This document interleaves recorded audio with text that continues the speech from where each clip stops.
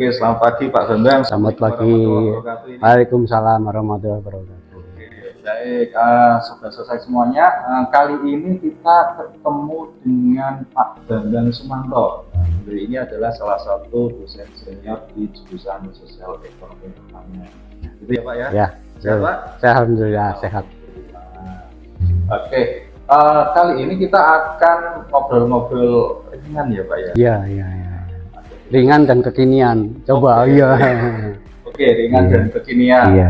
Baik, kita mau ngobrol apa ya Pak ya? Kita ngobrol ya masalah yang sekarang ini lagi susah ini orang beras begitu ya. Terus di kampus ini kan kita mahasiswa begitu ya. Apa ini yang mau kita berikan ke mahasiswa kita? Kurang lebih diantaranya itulah itu ya. Oke. Nah, sebelum kita ngobrol di situ ya Pak Bambang, ada baiknya Sobat Sosek ini tahu dulu dong Pak Bambang itu siapa. Yang jelas Pak Bambang adalah dosen senior ya di sini ya Pak ya. Boleh tahu Pak, dulu mulai ngajar di sini tahun berapa Pak? Tahun 1986, 36 tahun yang lalu kurang lebih. Iya, tidak terasa itu ya. Nah, kalau ngajarnya itu Pak lebih kemana Pak ini? Ngajarnya lebih banyak ke manajemen. Iya. Manajemen agribisnis. Dan sekarang kita awali obrolan kita dengan ini ya, petani Gen Z. Nah, ini topik yang menarik ini ya. Menarik ini. Jadi bagaimana sih petani Gen Z itu harus dibekali dengan teknologi apa biar bisa memajukan pertanian kita ya Pak? Iya betul seperti itu ya. Kalau Pak Bambang gimana? Ya jadi ya kita ini negara agraris yang luar biasa begitu ya. Tapi kan kita akhir-akhir ini sedih sekali begitu ya. Sampai presiden itu nempur beras ke Thailand ditolak begitu ya. Nempur beras ke Vietnam ditolak. Kemudian minta beras di Cina akhirnya diberi sedikit-sedikit kan begitu ya. Jadi kita di kampus ini kan mempersiapkan alumni supaya sebetulnya begitu ya. Mempersiapkan alumni supaya bisa berbisnis bidang pertanian termasuk bidang pangan. Iya.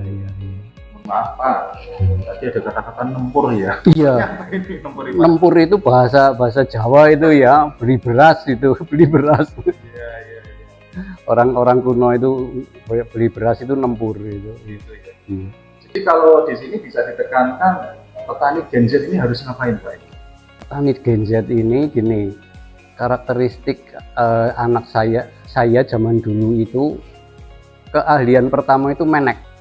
Memanjat pohon. Sekarang nggak ada itu. Ke sawah nyari belut itu keahlian gitu ya sudah. Sekarang nggak ada. Dan itu kan apa ya fisik kita yang berperan di situ. Nah sekarang ini nggak anak-anak kita, cucu-cucu saya sudah tidak bisa seperti itu. Jadi dia harus dibekali dengan alat supaya dia bisa nyaman di sawah begitu ya, tidak belepotan begitu. Tidak ya berkeringat banyak tapi tidak rekoso sekali begitu. Jadi misalnya alat bantu untuk pengolahan lahan, untuk pemeliharaan tanaman, untuk pemanenan gitu. Di antaranya itu supaya tadi berkaitan dengan kita negara besar tapi impor beras itu kan sebetulnya memalukan gitu. Jadi permasalahannya itu di impor ya Pak ya? Iya. Produksi yang semakin lama semakin merosot. Padahal kita masih punya lahan yang besar. Dan dibalik itu kan sebetulnya ya kayak gitu itu kalau harga beras itu mahal kan mestinya usaha tani ke padi itu ya menguntungkan gitu ya. Iya. Ya mengapa kok tidak kita coba itu ya kita arahkan ke sana lah gitu. Ini ada potensi ini. Lama-lama itu harga beras itu akan semakin naik terus begitu. Sudah menjadi rumus lah begitu ya. Kalau harga pangan kita naik, turunnya sedikit nanti naik lagi tinggi, naik lagi tinggi. Dan ini sudah loncat begitu ya. Tidak akan mungkin turun ke harga misalnya 10.000, tidak akan mungkin. Jadi nanti turunnya hanya 13.000, nanti naik lagi dan seterusnya. Dan ini peluang begitu. Oke, jadi peluang ya Pak ya. Iya. Nah permasalahannya itu kan gini, Gen Z itu adalah generasi ya setelah milenial ya Pak ya. Setelah milenial yang sangat akrab sekali dengan teknologi digital kan digital gitu ya. Mau nggak mereka itu masuk ke sawah? Iya. Nah sebelum sampai kepada smart farming ada tahapan lagi yang sebenarnya harus kita lalui itu. Jadi ya jangan ke smart farming dulu lah ya dengan dengan robotik dan sebagainya, bukan. Masih harus dengan peran manusia di lahan, tetapi sudah tidak nyangkul lagi lah ya dengan traktor yang ringan, kemudian alat penyiangan yang ringan begitu ya, kemudian alat pemanenan yang tidak rekoso sekali, harus dipanggul, harus disabit. Genset tidak mungkin, tidak mau seperti itu. Jadi harus kita siapkan seperti itulah ya, dukungan teknologinya harus kita punya. Jadi kalau gambarannya Pak, tahapan tadi seperti apa? Biar lebih jelas itu Pak. Oh, sederhana sekali sebetulnya. MBKM di kita itu mestinya ke arah itu. Jadi kita punya lab yang kayak gitulah gitu ya, punya peralatan-peralatan yang tepat guna begitu ya, teknologi yang tepat yang bisa kita pakai untuk mengajari mahasiswa, mendidik mahasiswa lah ya, supaya dia itu siap terjun ke lahan. Jangan lupa itu bukan bidang agroteknologi. Kalau sudah kita pakai sehari-hari, itu sudah menjadi bagian dari manajemen pengelolaan. Jadi itu sosek begitu ya, agri itu. Kalau jarak tanam, pemupukan dan sebagainya biar mereka, tapi kita aplikasikan aplikasi sudah bagian dari kita. Iya. Dia harus bisa memanage. Iya, harus bisa mengelola. Kalau menggunakan alat itu latihan gitu ya, tapi menjadi satu rintisan bisnis begitu ya, model bisnis itu semestinya kita gitu. Nah, ini Pak nyambung. Berarti kan ada istilah sekarang Pak ya yang lagi booming gitu kan, startup Pak. Nah, ini kan nyambungnya ke situ ya Pak ya. Iya. Nah, ini kan bagaimana ya Pak? Kalau menurut Pak Bambang, peluang startup pertanian saat ini ya. Iya. Jadi ya ini kata halus dari kamu jadi petani ya, nggak mau. Jadilah startup. Jadi tadi begitu ya, semua dengan startup itu semua harus dihitung. Saya kepingin gaji 7 juta per bulan. Itu harus mulai dari situ. Maka saya harus mengelola sumber daya itu, misalnya luas lahannya berapa, alat-alatnya seperti apa, kemudian nanti produk yang akan saya hasilkan seperti apa, nanti akan kita jual kemana begitu ya. Itulah yang namanya startup. Tapi kalau jadi petani sudah berbekal cangkul atau berbekal traktor ke sawah begitu ya, dikerjakan, nanti apa-apa selesai panen enggak. Jadi harus ada hitung-hitungan kayak gitu. Nanti dia akan kecewa, waduh saya ternyata hanya dapat 2 juta per bulan ya. Jadi harus ada perencanaan yang baik, manajemen kemana kita mau mengarah. Ya mungkin ada model kayak bisnis kanvas atau apa gitu ya Pak ya. Iya. Jadi saya itu mau jadi petani, nanti produknya apa, kemudian teknologi yang mau saya pakai itu apa begitu ya, nanti mau saya tujukan kemana, hitung-hitungannya seperti apa, pasarnya seperti apa, itu sudah dalam satu kanvas yang jelas ini gitu. Oh ini. Nah, iya. Nah berarti di situ nyambung lagi ya Pak ya. Jadi kampus itu sebagai inkubator ya. Mestinya seperti itu. Jadi lab kita itu jangan lab misalnya pengolahan lahan tapi inkubator bisnis bidang pertanian. Kurang lebih seperti itu. Kita punya lahan misalnya masih ada 2 hektar lah begitu ya. Cukup itulah untuk di situ ada traktor yang tidak terlalu besar begitu ya. Ada alat untuk memasang mulsa, ada alat untuk membuat guludan begitu ya, nanti ada alat untuk membersihkan rumput-rumput begitu ya. Semua harus dengan alat bantu supaya petani kita atau startup kita itu tidak kelelahan di lahan. Oh gitu ya. Iya, nyaman lah kerja di lahan itu gitu. Alatnya ke mekanisasi. Iya, mekanisasi ya. Tapi jangan lupa mekanisasi itu juga harus kita hitung begitu ya. Kalau mekanisasi sekedar mekanisasi nanti mahal. Harus kita tahu betul, oh ini yang perlu dimekanik ini. Jadi nanti hitung-hitungannya. Itulah peran dari agribisnis. Jadi kalau hanya mekanisasi saja nanti itu seperti traktor yang di sana. Ada ya Pak. Iya. Aduh ya. Nah ini Pak Bambang, ini lebih lanjut lagi ya. Saat ini kan kayaknya menjadi masalah di masyarakat terkait tentang harga beras. Saya nggak pernah beli beras, cuma Iya. istri Pak ya. Iya, iya, iya, iya. Ini kayak Tapi keluh kesahnya kan sampai ke kita dan Oh, kita, iya. waduh, iya, iya. harga beras sekarang sudah 18.000. 18.000. Iya. Dengan krisis beras kan. Hmm. Bisa nggak Pak ini Pak, kira-kira kita merumuskan satu solusi yang sederhana kayak Ya. untuk mengatasi hal Iya, iya, iya. Saya berpikir begini, sudahlah, mestinya ini kalau dulu ada yang mengatakan food estate, sekarang harus diteruskan. Oh, Kalau food estate itu sulit, sudahlah, misalnya diturunkan lagi menjadi lumbung beras daerah. Lumbung beras daerah di tiap kabupaten harus ada, di tiap provinsi harus ada, dan itu ya mesti melibatkan perguruan tinggi, jangan hanya melibatkan TNI ya, arahnya dosen itu dan mahasiswa itulah ya. Jadi kita itu kadang-kadang kepingin segera hasilnya, tapi prosesnya dan teknologinya tidak kita pegang. Sulit itu ya, lama itu sebetulnya. Jadi proses untuk mendapatkan hasil yang tinggi dan kontinu itu harus melalui proses, dan diantaranya ya kalau dengan universitas dan mahasiswa bertele-tele, tapi ilmunya kita dapat. Kalau dengan dengan yang X begitu ya, hasilnya dapat tapi ilmunya kita tidak dapat. Nah, itu yang mengapa jadi apa ya, waduh ini kok mestinya seperti itulah ya. Lumbung beras daerah, lumbung pangan daerah. Pangan daerah. Bisa berikan gambaran Pak, kira-kira imajinasinya atau ya seperti apa Pak? Yang lumbung pangan daerah itu. Kabupaten begitulah ya, misalnya kan masih lah ya, coba dipetakan begitu ya, daerah mana yang irigasinya tidak terlalu bagus, kemudian itu diperbaiki irigasinya, kemudian dipetakan lagi teknologi yang seperti itu. Kan peta itu kan perguruan tinggi itu sebetulnya yang membuat roadmapnya begitulah, itu misalnya di daerah mana begitu ya, luasnya tidak usah 50 hektar saja lah begitu ya, menjadi model, dan itu menjadi tadi ada teknologi di situ, dan dengan melihat ada hard teknologi, kemudian ada soft teknologi yang berasal dari perguruan tinggi. Ini Gen Z itu, oh itu ya sebetulnya pertanian itu. Nah nanti dia nambahi, oh itu harusnya dengan drone, oh itu harusnya dengan robotik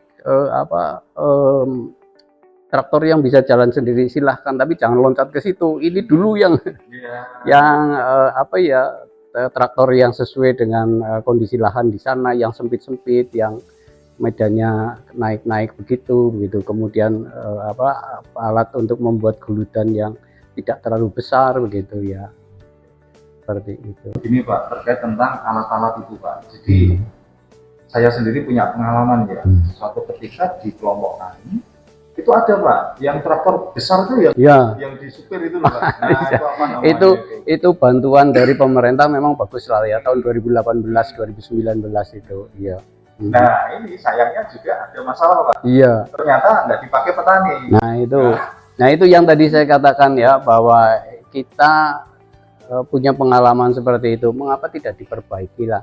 Cobalah tanya kepada perguruan tinggi begitu ya. Ini misalnya dengan konsep Gen Z itu ya, oh ini mestinya jangan yang gede-gede lah begitu ya, satu. Kemudian yang kedua yang harus kita hidupkan itu sebetulnya bengkel-bengkel di desa, di kecamatan yang bisa memodifikasi peralatan-peralatan yang tadinya kalau dari pabrik itu tidak bisa dipakai. Tapi di desa itu ada begitulah ya, ada itu bengkel-bengkel yang spesialis seperti itu. Kalau tidak ada, sulit itu untuk untuk bisa peralatan yang dibuat oleh pabrik lalu bisa dipakai di lahan yang kadang-kadang topografinya itu tidak memungkinkan untuk desain pabrik itu.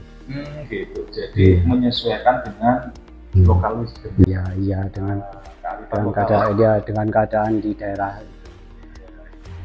Nah, ini Pak, kalau tadi ya kita kembali lagi ke krisis beras Pak. Iya. Nah, kira-kira menurut Pak Bambang ini kok bisa terjadi, kenapa? Ya sebetulnya kalau mau bicara objektif begitu ya bijak gitulah ya. Ya kemarin ada El Nino begitu ya, musim panen mundur gitu. Kemudian sekarang ini curah hujan tidak terlalu tinggi gitu ya. Tapi sebenarnya ada masalah-masalah yang lain lagi. Ternyata tikus itu luar biasa banyaknya. Kemudian wereng itu juga banyak gitu ya. Jadi tidak hanya itu saja, jadi memang kondisinya seperti itu, dan Ini yang harus kita cermati betul begitu ya. Tantangan kita berbisnis usaha tani, padi atau usaha bahan pangan itu tadi ya, tikus, bereng, kemudian curah hujan yang tidak tentu, kemudian suhu yang cukup ekstrim. Nah, ini kan ke arah perubahan iklim global yang harus kita cermati juga, dan itu tadi ya, jangan sampai kita itu mengarah kepada krisis pangan akhirnya. Kalau ini kan hanya krisis beras saja lah, mudah-mudahan ya, jangan mengarah ke arah krisis pangan. Kemudian lagi ya, seperti Purwokerto saja sudah jelas itu ya, Menara Pandang itu kan dan daerah di situ itu kan memakan lahan sawah yang cukup bagus, itu sekian puluh hektar gitu ya, sekian puluh hektar. Sementara Pemda tidak bisa mencetak lahan sawah, saya tidak tahu lah, mungkin bisa tapi tidak terekspos dengan baik begitu ya, menggantikan lahannya. Dia seperti itu. Jadi semakin lama semakin menyusut gitu ya. Gitu. Alih fungsi lahan pun itu menjadi masalah. Iya. Ada lagi sebetulnya ini Pak yang harus kita cermati. Kita itu sebetulnya negara yang luar biasa besar. Aceh itu sudah mulai musim hujan sebelum Jawa. Nah, itu harus dioptimalkan. Aceh kemudian turun Sumatera begitu ya. Ini harus segera dioptimalkan begitu ya. Jadi dibantu pengairannya begitu ya, supaya segera bisa semai benih, kemudian bisa pengolahan lahan begitu. Dulu itu berkaitan dengan bantuan-bantuan alat-alat itu, pemerintah juga membantu pompa air itu untuk tadi mengatasi yang sekarang ini. Jangan sampai kita hanya ngomong oh itu El Nino, oh itu musim hujan yang mundur. Kita sudah melakukan antisipasi itu dengan menyediakan pompa-pompa air supaya bisa segera nyebar benih. Kemudian daerah-daerah yang bisa segera ditanami dengan air yang dari dipompa itu bisa segera tanam. Jadi tidak separah seperti saat ini. Ya itu kayaknya itu. Jadi itu seperti itu ya, kembali lagi ke manajemen ya Pak? Iya sebetulnya itu. Jadi kapan memanfaatkan peluang yang ada, kemudian kapan harus nanam. Jadi ya semacam kayak apa ya Pak, bikin jadwal gitu ya Pak ya. Dulu gini saya ingat itu, Pak Harto itu sebetulnya adalah kepala keluarga nasional yang baik sekali. Dia itu mengatakan kita itu tidak boleh kekurangan beras. Kita harus swasembada beras. Itu tekad begitu ya, dengan segala kelemahannya tekad, dan akhirnya tahun 85 itu kita bisa swasembada beras hanya beberapa tahun. Nah, tekad-tekad yang seperti itu yang harus kita miliki sekarang begitu ya. Kita harus swasembada beras. Tadi ya, pola tanam mulai dari Aceh sampai dengan nanti Nusa Tenggara begitu ya, kemudian Jawa begitu ya, Jawa yang sudah padat sekali, masih ada peluang-peluang tadi. Daerah-daerah yang dekat dengan sungai itu pasti potensial untuk diairi dengan pompa. Jadi walaupun tidak total lahan di situ bisa segera tanam, tapi katakanlah 20% atau 25% lahan atau 30% lahan di situ harus bisa tanam. Supaya tidak tadi, ada yang mengatakan ada benarnya bahwa harga beras sekarang naik karena pasokan dalam negeri kurang. Kalau ada pasokan dalam negeri 30%, insya Allah itu tidak akan bergejolak liar seperti ini. Karena pedagang ngomong, oh itu di sana ada, itu sudah mulai panen gitu. Nah kalau wah di sana belum panen, oke kita keluarkan dikit-dikit lah gitu ya, bangsanya kayak gitu itu. Itu bukan pelanggaran, itu perilaku bisnis ya, memang seperti itu. Kira-kira gitu. Memang dari supply-nya aja saat ini tuh lagi. Iya. Jadi pedagang udah ngomong, wah di sana belum panen itu, sama sekali belum ada yang bisa panen. Nah kalau ada, oh itu sudah mulai panen. Nah itu kata-kata yang menyejukkan begitu ya. Itu sudah mulai panen itu berarti udah ini gitu. Iya memang ya Pak. Kalau permintaan penawaran itu ya, kalau supply-nya sedikit ya memang. Iya. Jadi saya mengamati itu ya, ada kata-kata sejuk begitu, kita sudah mulai panen. Tapi kalau mengatakan kita mengguyur pasar dengan sekian ratus ribu ton, ternyata tidak turun. Oh gitu. aneh ini memang ini ya, pemerintah beli beras dari mana-mana diberikan begitu ya, ada bantuan sosial, ada bantuan bansos gitu ya, ada yang digelontorkan di pasar induk, tapi sayang misalnya di pasar manis, di pasar wage saya tidak melihat itu, jadi harganya tetap segitu aja, adanya di pasar induk Cipinang gitu ya, jadi mungkin di sana harga turun tapi di kita belum. Iya.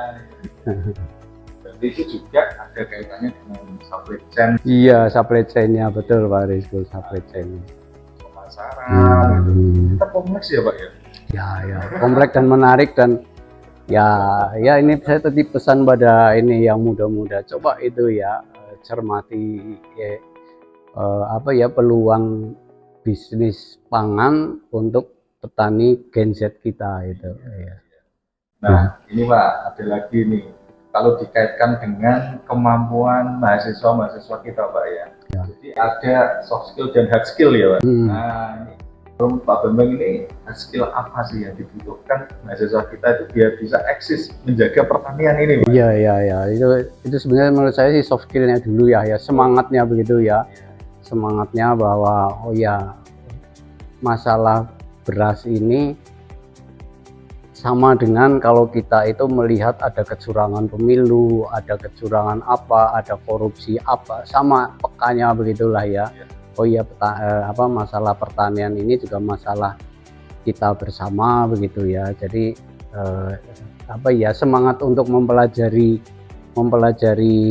apakah itu budidaya, apakah itu bisnis pertanian, itu harus dimulai dari sekarang. Nah, kalau hardnya itu mestinya kampus yang mulai menyediakan, bekerja sama dengan Pemda misalnya tadi dalam model itu tadi lumbung pangan daerah itu.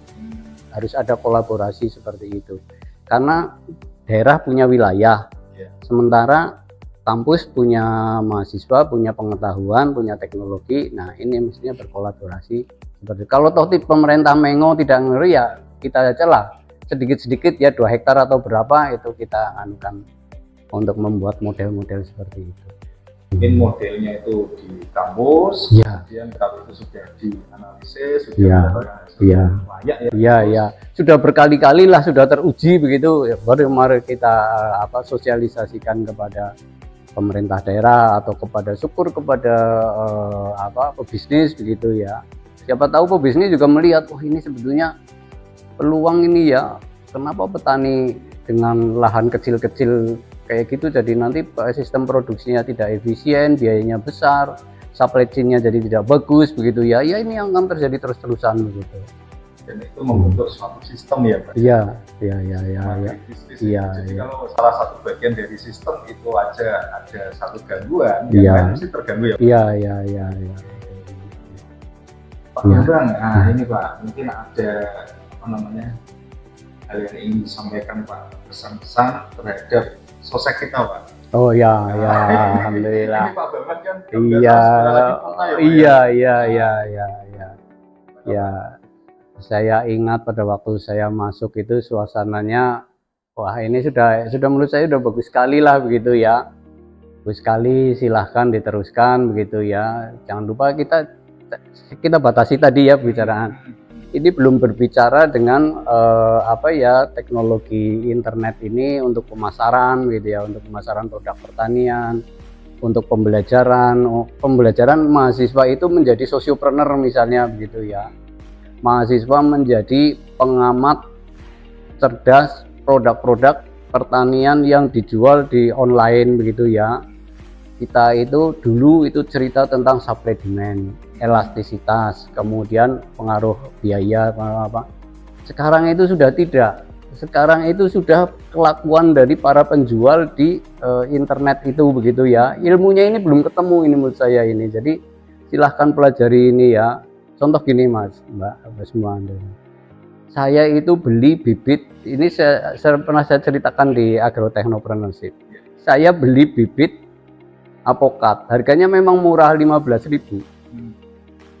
Tapi dia itu menawarkan tanaman alpukat itu, bibit alpukat bagus. Kemudian ada buah alpukat bagus. Kemudian ada pohon alpukat yang bagus. Setelah saya pesan, ternyata yang datang itu bibit dengan ukuran batang seperti lidi. seperti lidi. Jadi waduh ini padahal dia sudah besar itu, sudah besar. Nah ini kan sebetulnya bukan kelakuan supply and demand ini ya, bukan sebuah urusan biaya-biaya, ini masalah karakter begitu. Karakter apa ya? Ini jelas dia itu bangkrut, padahal sudah gede. Dan saya itu ya maaf ya bintang 1, kualitas tidak bagus, apa ya agak penipuan begitulah ya.